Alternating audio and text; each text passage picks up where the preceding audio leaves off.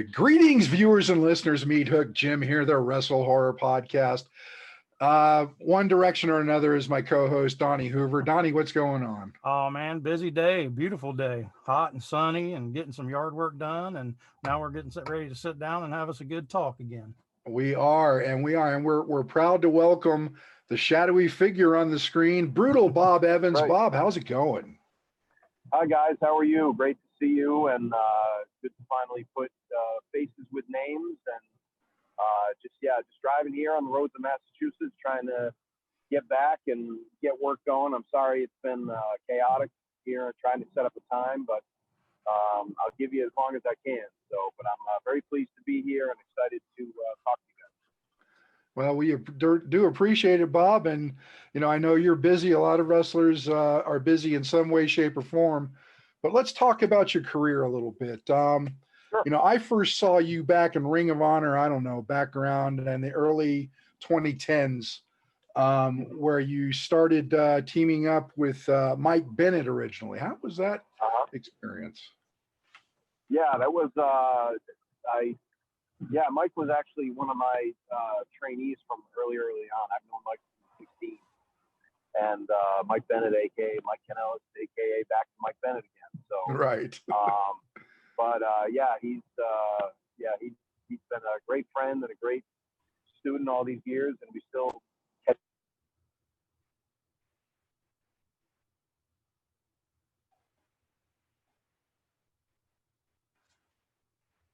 I think we lost audio. Looking woman too. Oh, I'm here. No. Oh, there you are. You hear me? Yeah. Am I back? Yep. You're back. So I was just saying that he has a lot of good mentors in his life, including his wife now. So, but he still keeps in touch with me, stays in contact, and but that was quite an experience. And I'm hoping one of these days I'll get in the ring with Mike again in some capacity. So. Excellent. I watched you all through the Brutal Burgers tag team with Cheeseburger. That was an interesting time. Yeah, that was born out of we had a kind of a practice match at a tryout seminar, and I had gotten to know Cheeseburger because he'd worked on the ring crew, and then he had a match on Saturday that you get. It's a Saturday and a Sunday camp, so you get 2 days and you get a match at the end of each day. And he had a Saturday match, and it didn't go exactly the way he wanted it to. So I said, well, hey, let's do a tag match and let's have some fun with this. And let's really, even if we fail, let's show that we can do something different. And it was really kind of me protecting him in a way because he was so new at the time. But I said, but you're a guy who's here and you're setting up the ring and you're being a good person and a good guy to have around the locker room. So let's make you more valuable. Let's do the best we can to, and that's what, as an older talent, that's what you're supposed to be doing anyway, kind of building up the young guys. So right. We actually had a very fun match with a couple of guys that were willing to play along, and ended up redoing that match a year later at New York City at Final Battle. So it was a great experience, and I'm super proud of Brandel. Cheeseburger has his own school now. He took over the old Ring of Honor dojo when they moved to Maryland. Wow. And now he's in Bristol, PA, and he's actually become a mentor and a teacher of his own. And he's an excellent trainer, and you should check out his school, the Worldwide Dojo, when you get a chance. But he's he's almost like a 10-year veteran now, this guy, Oh my gosh. Been all over the world and doing a lot of great things. So I'm real proud of him. So, and he's always been very kind to say that I helped give him a helping hand, and now he's turning around and reaching back and helping the other guys and girls. So yeah, I'm real proud of that experience, and I'm real proud of Brandel. He's doing a great job. Well, it sounds like he's paying it forward. And I remember when I first saw him with you in Ring of Honor, it's like I looked at him going, this skinny, wiry guy can't be serious. Yep. That was the perception. And there were a lot of people, including, and he's not afraid to say it now, but I remember Les Thatcher was very tough on Brandel when he started, and then he met him and saw his passion, saw how hard he was working and how much he had improved, and he got a lot of respect that day. So, and he's put on some weight. He's put on some weight now. He's filled out a little bit. I don't think he's ever going to be 300 pounds, but he's put some muscle on and, you know, put that COVID weight to use. Right, and, right. Hit the gym heavy. And he actually did a lot of weight training with my current tag team partner, Tough Tim Hughes. So, so they kind of helped each other out in that aspect. So. Excellent. Excellent. Yeah. You know, I got to ask you about Iron Week, especially at 40 years old back in 2012. I mean, how did you do that? Well, the first one, I actually did two. Okay. And it's kind of a dirty little secret. I did one in 2009. And it was 60 minutes with 6 different opponents over 6 days. And then I decided on my 40th birthday, roughly, I would do 7 days. So the only thing I stipulated was if I had to travel, that's fine, but I couldn't take days off, any more days off in the week than I usually did for work. And I had to keep my job because it was pretty much going to be a free enterprise thing. Not only a free enterprise, but I was going to do it for free as well. So there wasn't any real finances involved. So I just kept, not only did I do 7 matches over 7 days with 7 different opponents for 60 minutes, but I also worked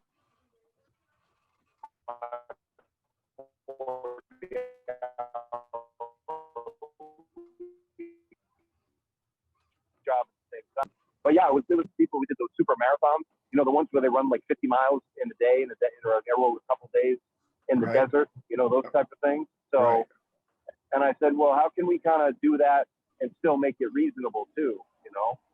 And one of the things I was real proud about is all those matches were called on the fly. We didn't call anything. There's nothing to call in the back because there was no back. We just kind of met. We thought, you know, talked. If I, you know, here's my finish, here's your finish, and we just wrestled for an hour. So it was a really good experience. And a lot of the people that I had wrestled for the first time. So to wrestle somebody for the first time for an hour is very interesting, and it's a unique experience. And I still toy with the idea of doing another one, maybe when I'm 50. But I'm just I'm 2 years away from that. So, and after hernia surgery and putting on a little more weight than I want to, I'm not quite ready to do it yet. So I don't want to really make that announcement. But it is something that I've always pursued and teased and haven't done yet. Haven't pulled the trigger on it, but hopefully I'll do that soon.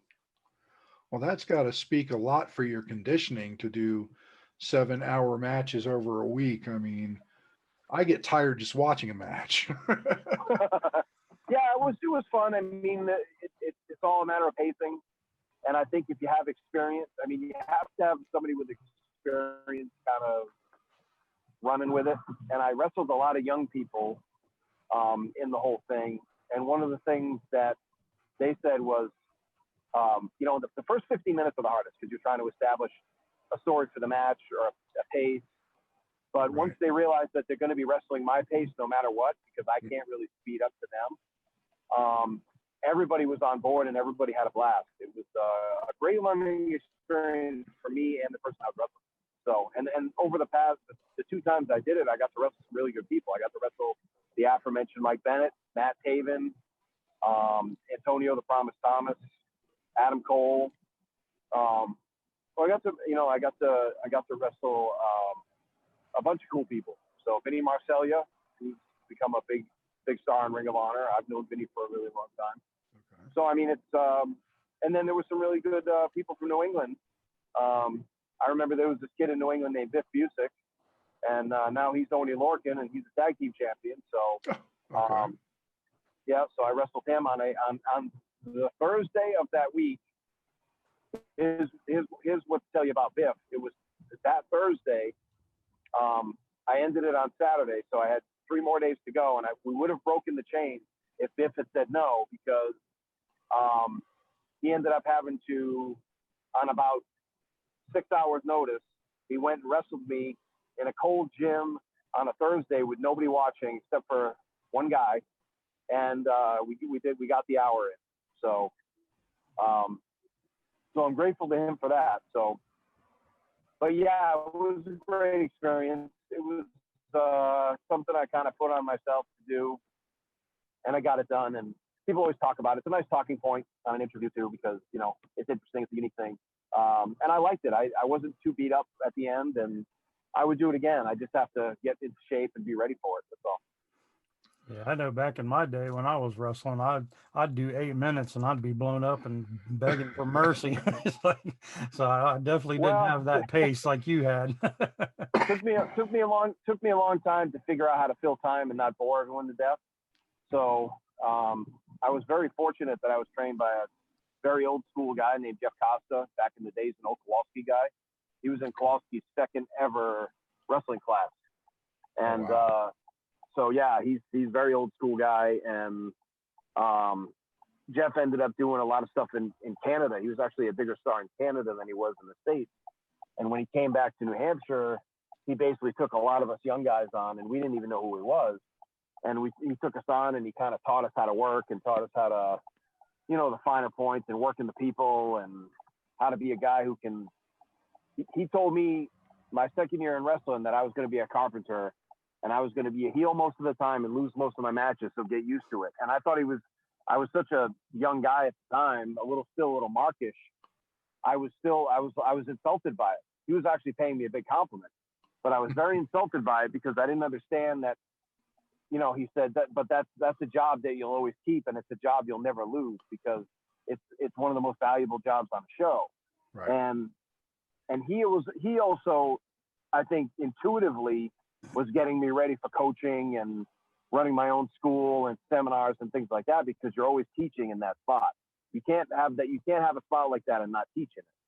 So even if you're just teaching in the match, you still have to, you know, teach by rhythm and pace and example. You may not break it down with the person afterwards. I did, but some people don't. But you're still going to be a person who's going to be teaching that. Okay. So.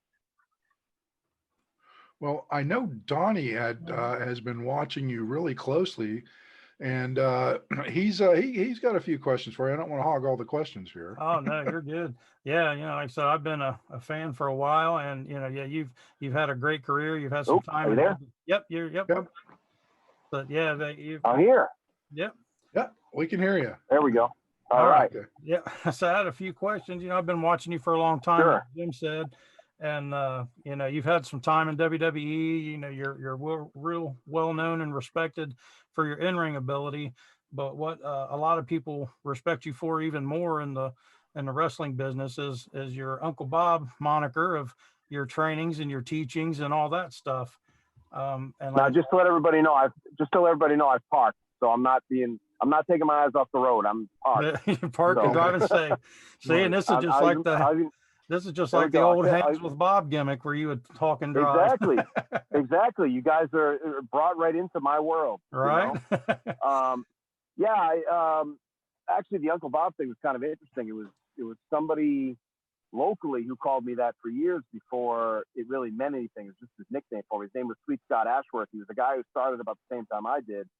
And he just started calling me that. It didn't mean anything at the time. It was just the name that he called me. And then eventually I kind of, you know, again, he was a genius because I ended up growing into that spot. Mm-hmm. And as far as the mentoring stuff, when I started doing seminars, and I'm sure you've been through this too, a lot of the seminars aren't necessarily like money grabs. Some of them are money grabs. But my whole thing with the seminars was I didn't pay $40, $50, $20, $100 to get screamed at about all the stuff I didn't know. I thought that was super unfair. I didn't realize that Donnie, you've been around a little bit wrestling. Mm-hmm. You started wrestling a while back. Okay, yeah, 97. All right, so I started in 92. So we were trained differently than the guys were these days. Better or worse, that's up for debate. We don't have to talk about that today, but we were trained differently.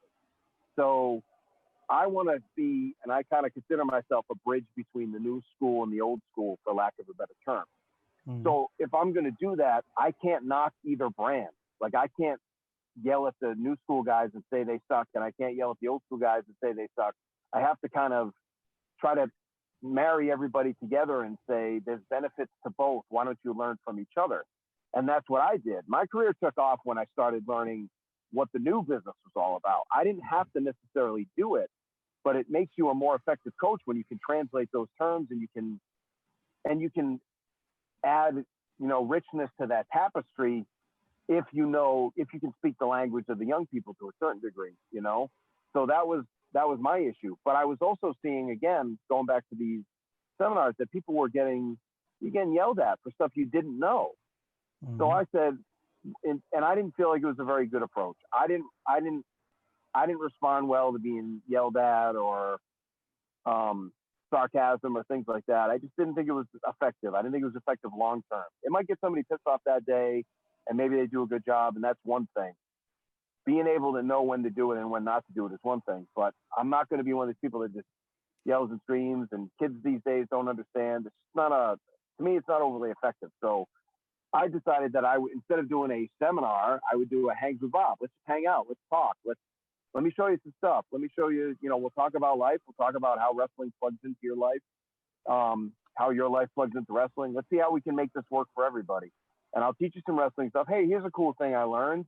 And here's 5 things on the independents I'm seeing every show that don't work. So maybe avoid these 5 things. And a lot of people would, and that's kind of what my Hangs with Bob stuff was. There's almost always a list, or there's top 3 things or the top 10 things, because I think people respond to that. And the fact that you have to put it in ways people understand. So I couldn't sit here and say, the problem with these days, the problem with this these days is yada, yada, yada. WWE, AEW, this and that. Look, we can knock the finer points and some of the art in WWE and AEW, and we don't like this guy and we like this guy. That's fine.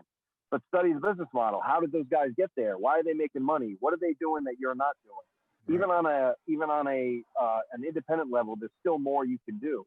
Mm-hmm. So a lot of what I do is the head work of stop thinking of yourself as just a wrestler. Think of yourself as a content creator. Think of yourself as a marketer. Think of yourself as a promoter of your brand and who you are. And think of yourself as a human being that connects with other human beings. Because right now, with all these crazy times we're in, no matter when you're watching this, we're always in a crazy time, right? So, but whatever the crazy times we're in, people need human connection, and they want people to relate to them on a human level. So I did that because that was the way I responded to training. I wanted somebody to pull me aside and say, look, you're a good person, but you're screwing up. Or I saw your match. I've seen this in 10 states. It doesn't work in the other 10 states. It won't work here. So try something else. Or, this is really good. Let's work on this. You seem to be a great talker, but your wrestling's not that great. So don't show me a promotional video of 3 hours, 3 minutes of you wrestling in an empty gym and doing bad bumps and a poor move. Show me promos. I'll hire the guy that'll do the promos. Could be major league. I have guys out there that can barely take a bump, but their promos are great. And I have guys out there that can do every spot in the book and can't talk. I mean, you have to look. Yeah, you have to look at WWE or AEW, WWE especially, because WWE has they're part of the USA, which is part of NBC Universal. So that means you could go on the Today Show. You could go on a lot of these talk shows. You could go on MSNBC, go on CNBC. So you have to learn how to talk and express yourself. And if you can't do that, then that's a big piece that you're going to be missing. And that's a big cog in the wheel of your success that you're not going to have. So I just try to tell people, these are the things you need to do, and let's help you get there. But don't do it the way I did it. Let's just get there and figure it out together, how we can make you the best you. So that's really how it all became a thing. And then the Hangs with Bob thing specifically it was kind of a joke, because I started putting up pictures of me with, Nakamura, and it was right after he signed with WWE, and it was me with Samoa Joe and me with all these famous people that I just knew at show. I just knew. I mean, I've known Samoa Joe 15 years, but we're not super great friends. I just ran into him and I said, hey man, before I die, I want pictures with everybody that it was cool to me in wrestling. And, you've been great and you're awesome. And I want to take a picture with you. And that was it. And he said, hey man, I'm glad you're doing well. And he was following me a little bit, and it was great. And you know what? I haven't seen him since. So I'm glad we had that conversation. I'm glad we had that picture. And then I posted it. And then I was very much tongue in cheek joking around saying, oh, if you hang with me, you get signed. You hang with me, you get this, you get that. So it was a joke, but then it turned into a real thing. Because some of the people that had taken my seminars were like, yeah, but when we hang with you, we do get better. We do get these, we do get this. So, and then a buddy of mine, Richard Fonseca, who's been doing a lot of design work, he made me a shirt with a cool logo on it, and I still use it today. And it just became a thing. So now, you know, it's just one of those things that kind of built brick by brick. So, and now I've become the most, if there's the Guinness Book of World Records for most seminars held, it's got to be me, because I'm in the like 300 or 400s now. Because for the last 3 or 4 years, I've just been, not as much this year, obviously, but from 2016 to 2019, all I did is travel and do seminars. I did 42 states. I did 3 provinces of Canada. Tim and I were ready to go to the UK and England this year, and that blew up, obviously, unfortunately, but that's all right. We'll get it back. So we were going to grow this whole thing. So that's where it came from. So that's how you got to know me. I can message you and say, hey man, can you book me? I'm pretty good. Like, and you'll be like, hey man, I don't know. But what I can do is I can provide Donnie Hoover with 3 years worth of value. And then when I walk in and say, hey man, we should like I did earlier here, you know, almost like I know what I'm doing. But I said, hey Donnie, we'll make this work. Isn't it a lot easier now? Because I've already provided you with so much value and so much, you know, now you know who I am. You know, my joke every time I'll say it to you too, and you'll laugh because we've talked about it today, but you know, I say, and I'll say, hey, Donnie, and I'll point to you, I'll say, see why he's smiling? Because he's glad it's not a work. It's my first joke. Because I come in and I'm this is me. I'm this way. I've always wanted to have a locker room where everybody hugs on each other and talks good to each other and builds each other up. Doesn't mean we can't yell at each other, and doesn't mean, hey man, that match effing sucks. That match is lousy. You know, you can say that, but then you better tell me how to fix it, because anyone can say that thing sucks. Right. Yep, absolutely. Yeah, and that's why I took a. Yeah, please go ahead. Yep, I was say that's why I took a big liking to you to begin with, because I also dabble with the marketing and branding aspect of wrestling. It's an interest of mine as well. And then so just when I saw you providing on not only your seminars where people pay to come and learn from you, which is great value that you're giving, that you also give away a ton of free value with your hang with Bobs, where we're riding in the car talking. You post like sheets on your Facebook wall and everywhere. You know, like 2, for example, that I actually saved, and is the one. Well, the one was the 3-show loop work sheet. I mean, you sent that. I thought that was brilliant, and I was like, you know, thank you. This is the first time I've seen somebody actually come out and write this out and send it to people and give it to them. And I don't know. Why, I mean, I know why you're not charging for it, but I'm like, this dude, you know, he could have sold this and made some money, but you know, he's providing value, and which builds your brand, and that's what you're well known for. So, and then like the double or triple your income in 90 days, you know, you got all these philosophies and all these things in a step-by-step format, which led to what you're doing now that I want to start touching in on is you've created an online training course. You're getting into the online sector, and which I'm also dabbling in myself, and you're creating online courses. And so what about this online course can you give us before we don't want to ruin it for the people that No. We're well, I'm actually pivoting off of that. I started meeting with some mentors of my own, because I realized I didn't know much about this. This is a whole new universe for me. So, I mean, I knew some stuff, you know, I had seen some YouTube stuff, and, you know, anybody who's in that field knows Russell Brunson and the real famous guys, Tony Robbins, and like a lot of the biggies are involved in it. Well, they were given good information, but it was almost like kind of up here when I needed to be down here. Not because I'm a dumb guy, but because I need, let's start from the beginning. So I found a guy named Shane. I don't get anything for this, but I'm just so impressed by him. His name is Shane Sands. He's out of Kentucky, right down the street from you, sort of. But Shane does one called fliplifestyle.com, and he's a big fan of the membership model instead of just launching a class. Because what happens is, I have this great class, Donnie, but what happens when I launch it? What do I do next month? So that's my issue. So I could make a nice big splash, but then where are we? Now I feel like I'd be scrambling to try to come up with another class or whatnot. And it just wouldn't, I don't know if that's the right, the last 4 or 5 years, I've built up a community, and I think we need to keep that community going. I don't think I need to be giving you a course. I think I need to build a university around it. And I think I need to build a town around that university, so to speak. So I've decided to go to more of a membership one. First of all, it's going to be more affordable for everybody off the start. And then second of all, I already have people looped in to do things with me that's going to be exciting anyway, people that are not available anywhere else. So we're going to be doing that too. And the fact is, we're going to start sectoring off. I'm going to do, because a couple people, not you, but a couple people have said, oh, he's just like the Tony Robbins of Retinol, because guess what? I can do the nuts and bolts too. I'm one of the best guys at doing the nuts and bolts stuff in the ring too. So I can show you that too. And we're going to find some interesting ways to do that in a positive way. That's going to call out some of the matches of the past. We're going to analyze the matches from the past, but we're not going to do it like, oh, look at Macho Man. He's wearing funny clothes. He has weird hair. Like, okay, but he was the best wrestler, one of the best wrestlers of all time, and made $10 million.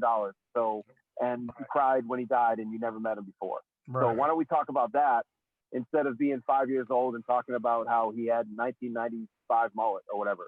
Right. Let's talk about the match. Let's talk about drawing money with Hogan, nothing but money all over the country and all over the world. Let's talk about that.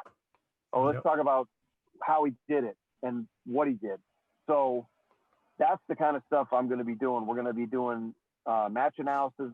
I don't know if we're going to be doing any kind of like online ring stuff. That'll probably be more for the live stuff I do. But we will find ways to bring technique into it, probably in a higher level. And yeah, the loop thing is something I get asked about all the time.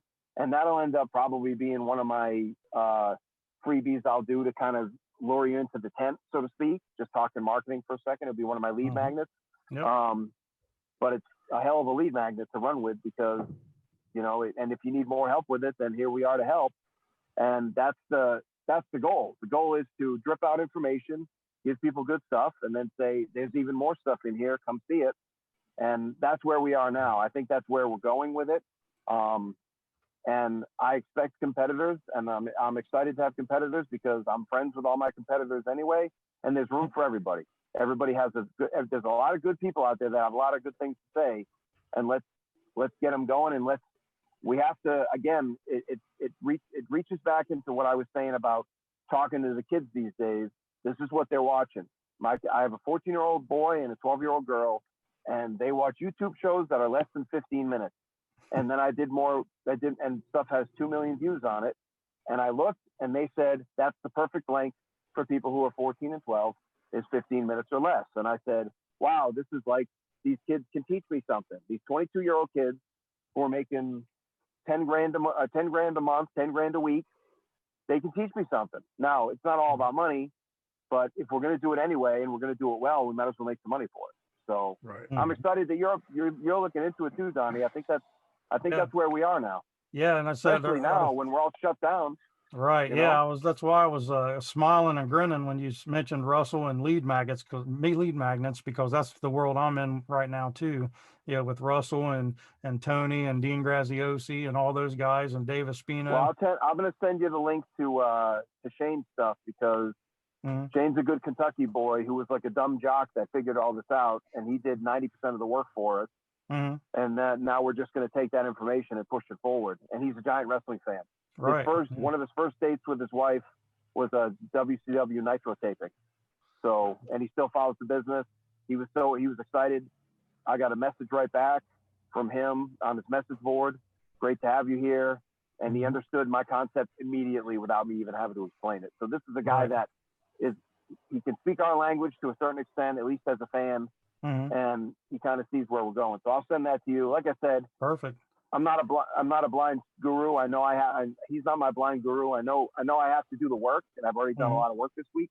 I've only been a part of it for a week, but it's where we're going. It's the world these days, you know? Absolutely. So, yeah. We've mentioned it a couple of times here on the WrestleHorror podcast, like ever since COVID hit, You know, like I said, I own a wrestling promotion. I used to co-own a haunted trail because I'm into the haunted house industry as well, Oh, and cool. everything, you know, which our trail is no longer going, but you know, like haunted houses struggled this season. You know, wrestling promotions, we don't even have to, you know, mention it. They were permanently shut down for months, you know. So there Yep. had to be, and that's when I was talking to Jim. I've been talking to my wife, and like I followed Russell ever since his potato. I remember his potato gun Oh, story. wow. So Yeah, you're so back in the day. so I've been following him for many, many years, and that's what, like I said, I've been preaching on here. You know, there's got to be a different way. We got to learn to pivot.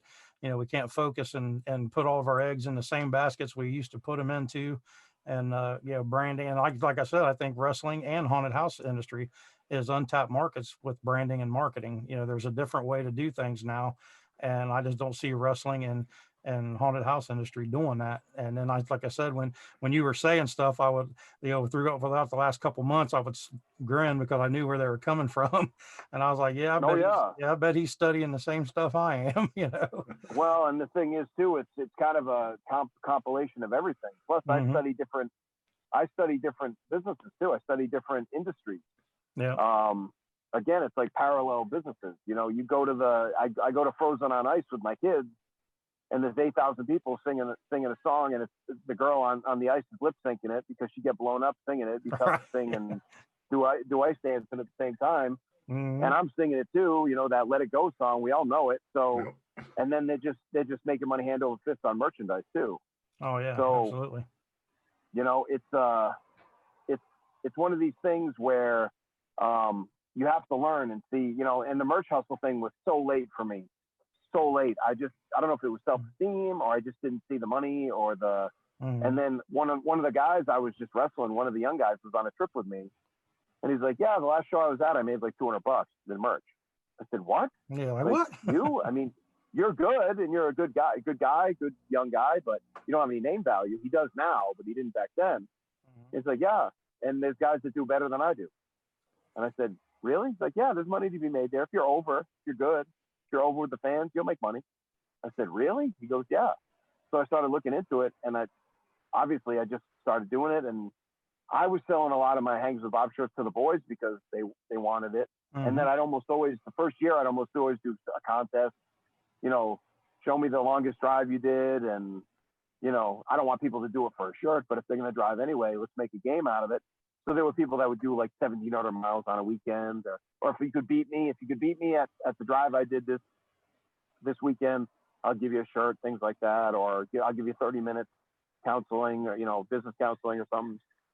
So that was a lot of kind of, I didn't do it in an organized way, but that was a lot of the stuff I did to build it up. But again, like, you know, I mean, you've already explained it. You've explained it perfectly. I just kept providing tons of value. It's the Gary V formula. You know, Gary V does everything for free because he makes money in other places. But, yep. You know, Gary Vaynerchuk for people who don't know, but, right. Another giant wrestling fan. So, but just give value. Just give value. It's the 5149, you know, or as I put it in another way, realize people are never going to do as much for you as you do for them, and then do it anyway. So because if you sit here and you're looking to get paid back on everything, then don't have kids.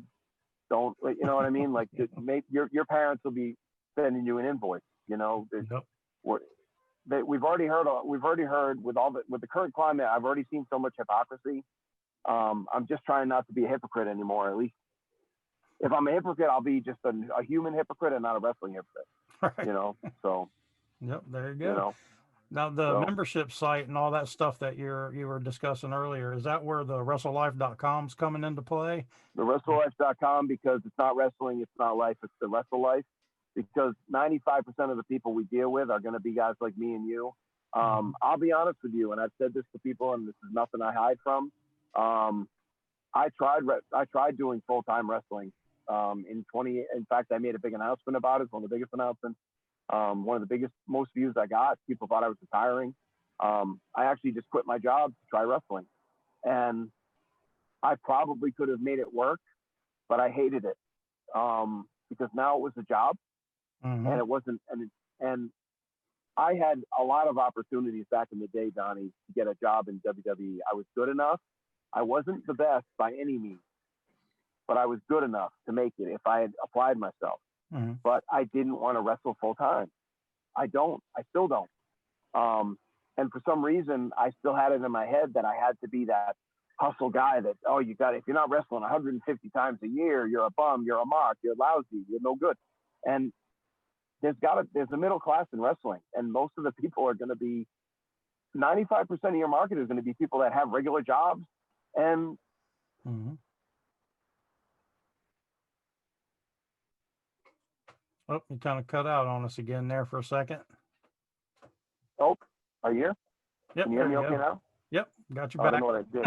Oh, now you're all in a box. I switched my phone around. Okay. I can see all you guys. There you go. Whatever I did, now I can see you all. There we go. So you guys can hear me okay now? Yep. You're good. Okay. So all I was saying was, just because you're an independent wrestler that has a job, if you do it well, it still counts as a second income. And you can still make 15, 20 grand, 30 grand on the side, which is way better than slinging pizzas on the weekends or driving Uber and again, I also try to enrich people with families, because one of the biggest things, I was lucky. I have a wife that's incredibly understanding and got it. Her dad was a traveling salesman, so she understood the fact that sometimes you have to go out of town to work. So I was really fortunate. However, not everybody is. And I also was making money coming back with a decent amount of money. So, so the deal is, sorry, I'm getting messages coming in too. I'll talk for a second. All good. So, yeah. So the deal is, if you're going out there and your wife is complaining, okay, then find a way, and you like your wife, you don't want to get away from her, then find a way to make it where it's a family trip. Make it a vacation, a mini vacation. Hey, come with me. You don't even have to go to the show. Sit in the hotel room. I'll use some of the tips that Bob suggested, or maybe Donnie, maybe that's your thing too. I don't know, but I'm a big, like, saving money on the road type person. So, and then, but if I go on the road with my family, I'll spend some money, but I'm not going to spend it on myself. But let's make it enjoyable. So she says, oh, well, if you want to go to that wrestling show, there's a museum in town that I want to see, or there's a shop or an antique thing or whatever she's into. And you just go to the show on Saturday and then do her thing, stay over, have a nice night, relax, get some sleep, enjoy yourself, wake up, have a nice breakfast, and then do something on the way home. Make it a little staycation thing where it's a little getaway. And it doesn't have to be just you and your wife. It can be the family. It can be whatever. I mean, I don't want to bring my wife around if she's going to be bored at a wrestling show.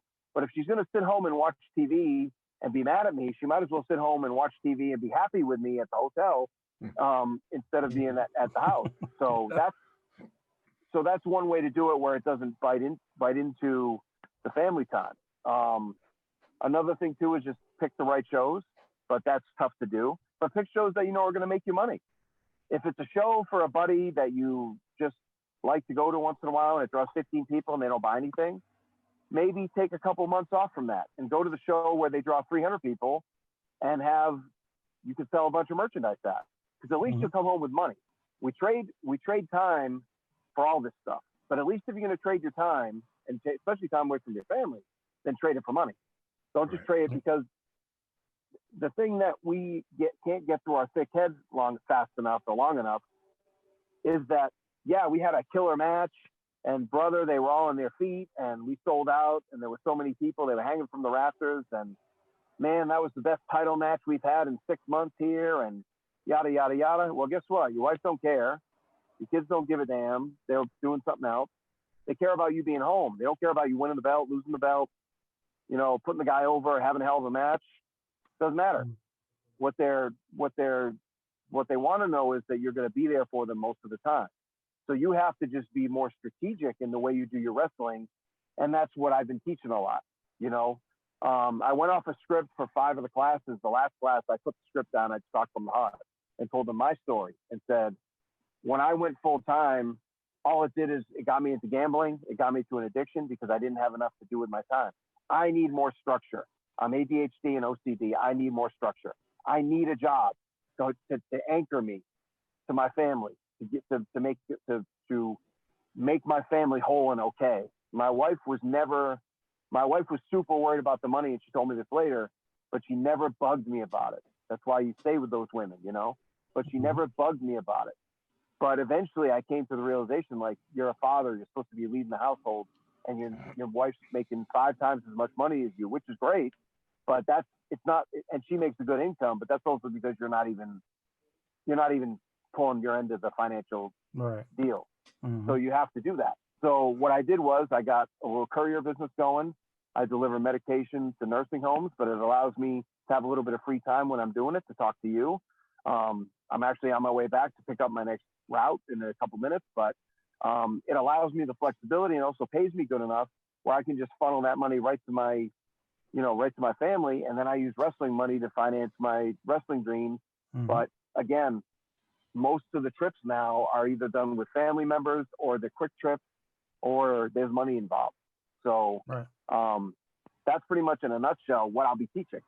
And obviously we'll be doing a lot of other stuff around it, technique and all that. But the other stuff is the stuff that people crave.